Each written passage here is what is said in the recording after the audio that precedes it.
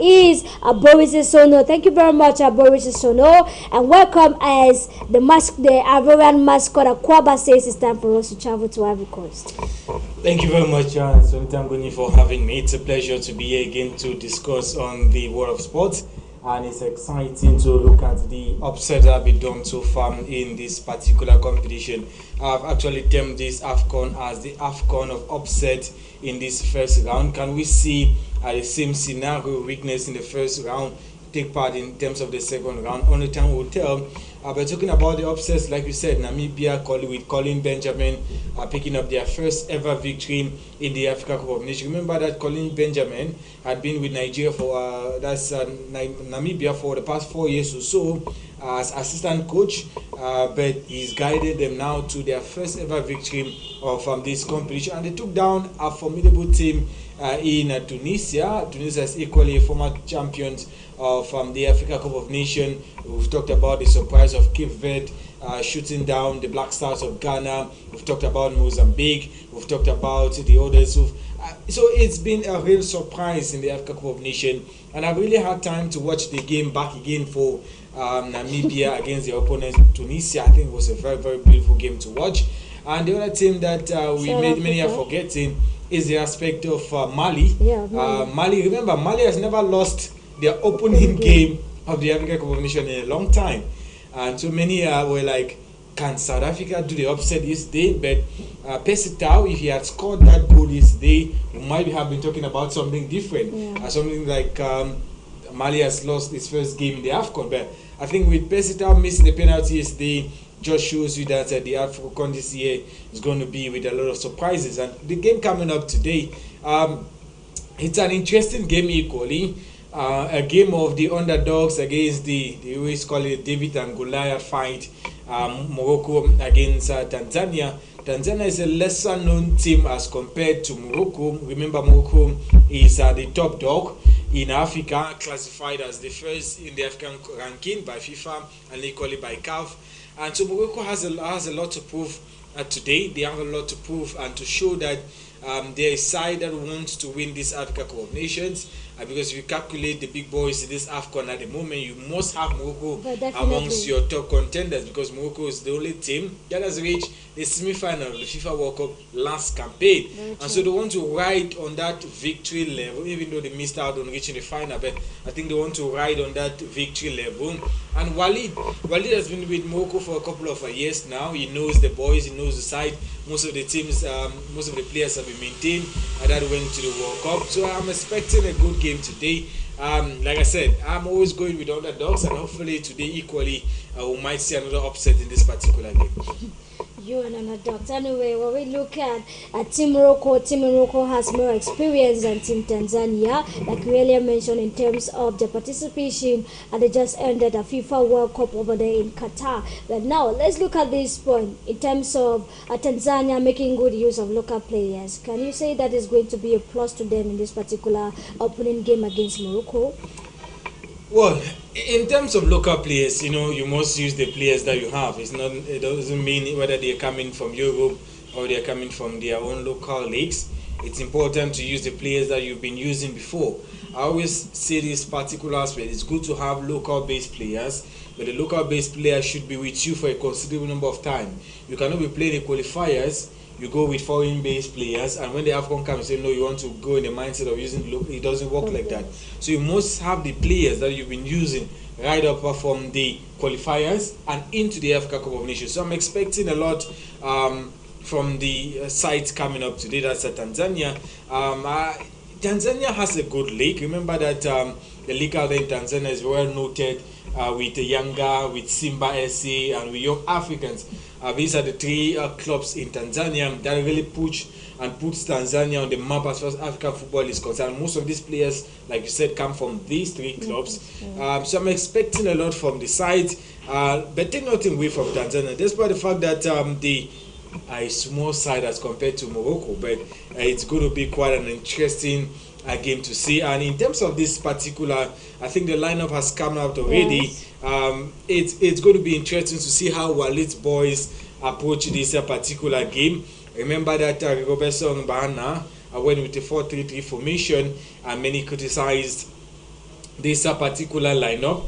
Are we going to see almost the same tactic of Walid Regragui in this particular game? I should be expecting Morocco to begin this game on the front foot because they've seen what happened to Tunisia, they've seen what happened to Ghana, they've seen how Egypt struggled to pick up a victory. They saw how Nigeria equally struggled to pick up a victory. But they must have seen how Senegal equally had an easy game against their opponents Gambia. So I think it's going to be interesting. Morocco has gone with the 4-2-3-1 formation, and up front it is a Portugal personality, Youssef El Nassiri. That's Youssef El Nassiri. I remember that this guy has been very, very prolific when it comes to his club career, and even when Morocco participated in the World Cup, and El Nassiri was one of the standout players with the Moroccan counterpart, and decided to reach the semi-final of this particular competition. So it's going to be interesting. And the ever-present Bono, who is in goal. I remember that Bono was part of the selection as far as the best goalkeepers, Andre Onana, but won that particular category. In terms of the goalkeeping category as far as the awards are concerned. But Bono, since he left Europe, since he left Europe, remember he's playing now in Saudi Arabia. He's Hakimi. Remember that Ziyech is equally finding his foot back in terms of the Premier League. We're just hoping that Morocco will have a good day. Sofiane Amrabat, who plays for Manchester United, is equally ever present in this particular squad.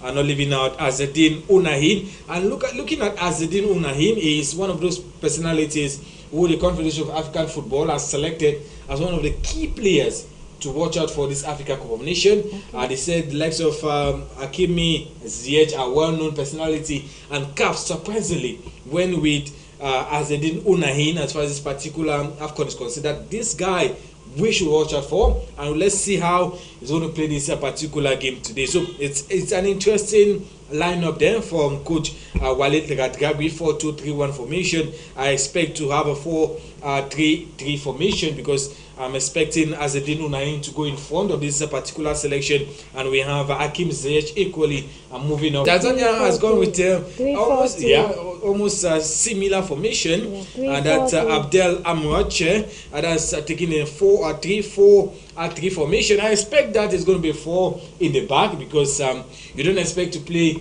Morocco and you expect to go 3 at the back. When we have well-known personalities like El Nassiri, Hakim Ziyech, and Azzedine Ounahi coming at your defense line. So yes, they are starting with the 3 at the moment, but I expect this to change within the first 10 to 15 minutes. When they see that maybe they're getting a lot of pressure, we might say 4 at the back instead of the 3 that they've gone at the moment. And talking about the likes of Tanzania, the squad is not well known. You cannot really pick out a very outstanding player in this particular game, like you've looked at the likes of Namibia, who had a good personality like Peter Shalulili yesterday. We equally have other players in terms of the Mali side. So Mali has a good name, but when you look at the Tanzania squad, you cannot really look at which standout player can come out from this particular game. So I would just hope that the sides will start first on a good footing. Remember that the first 10 minutes is very important in any game, and that's where you know if you're going to lose this game or you're going to win this game, depending on how the momentum is in this particular game. So I expect Tanzania to first of all conserve their energy, conserve the back line, and see how Morocco wants to play in this particular game. If Morocco wants to do the tiki-taka football and conserve the ball within the midfield, then it can be an opportunity for Tanzania to get their act together in this particular game and hurt Morocco. But if Morocco gets on the front foot, then that 3 at the back will become a 4, and probably we might see a 5 midfield and a 2 up front in this particular game. We are only going to see what's going to transpire after the first 45 minutes of play. We're sorry for late release of predictions. Yes, the door is open, the window is actually open for you to send in your predictions in terms of this particular game, Morocco against Tanzania. And yes, you will be lucky to win a very big package from AFCON special program this evening. And mind you that this particular prediction is going to end at exactly 6:30. So you have 30 minutes after the game must have started to file in all your predictions through the number you find on your screen. Is equally a WhatsApp number or number through text or through WhatsApp. and we will all receive your predictions. Please, when sending in your predictions, you tell us your name and where you're writing us from. Very important, so that as the program keeps going on, we should be able to send out shout outs to you for being with us. And yes, we are going straight away to look at what's going to happen between Morocco and Tanzania. Is Tanzania going to do the same thing that Namibia and Mali did yesterday? Only after the first 45 minutes of play are we going to put a cap to that. Do not touch that dial.